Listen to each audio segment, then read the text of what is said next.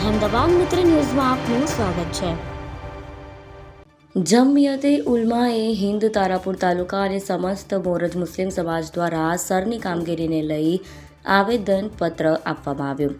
તારીખ 2/2/2026 સોમવારે જમિયત ઉલમાએ હિન્દ તારાપુર તાલુકાના શહેર અને મોરજ મુસ્લિમ સમાજ દ્વારા મામલતદારશ્રીને લેખિત આવેદનપત્ર આપવામાં આવ્યું, જેમાં એવી માંગણી કરવામાં આવી છે કે જે અત્યારે રાજ્યભરમાં ચાલી રહેલ વિવાદ એવું ફોર્મ 7 ભરી ખોટી માહિતી આપી કેટલાક મૃત્યુ પામ્યા છે તેમ જણાવી એક વિશેષ સમાજને ટાર્ગેટ કરી મતાધિકારથી વંચિત રાખવાના નાપાક કોશિશ કરવામાં આવી રહી છે। તેની તપાસ થવી જોઈએ ને જે તારાપુર તાલુકામાં ખોટા ફોર્મ 7 ભરાયા છે એની વિગતો આપવી અને જેણે અરજીઓ કરી છે તે અજાણ છે તેમ કહે છે। તો તારાપુર તાલુકામાં SIRની પ્રક્રિયામાં ફોર્મ 7માં અરજીમાં 1300 નામ કમી કરવામાં આવ્યા છે।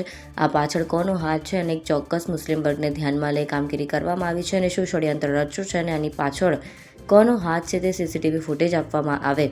આ બાબતો પર મામલતદારશ્રી ન્યાય અને નિસ્વાર્થ તપાસ કરવા વિનંતી સાથે આવેદનપત્ર આપવામાં આવ્યું હતું। રિપોર્ટર મોહમ્મદ રફીક જદીવાન, કિસ્મત આણંદ, તારાપુર।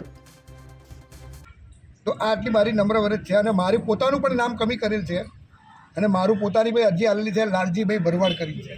નામ શેખ સારિફ મિયા બિસ્મિલ્લા મિયા શેખ છે।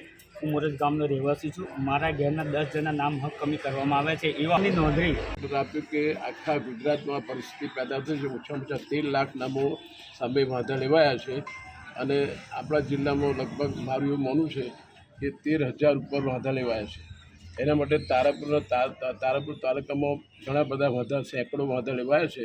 એના માટે અમે એક રજૂઆત એવી કરી કે ભાઈ જે લોકોએ અરજી કરી વાંધા અહેમદાબાદ મિત્ર ન્યૂઝની YouTube ચેનલને સબસ્ક્રાઇબ કરો અને બેલ આઇકોન જરૂરથી દબાવો, જેથી દરેક મહત્ત્વના વિડીયોની નોટિફિકેશન તમને મળતી રહે।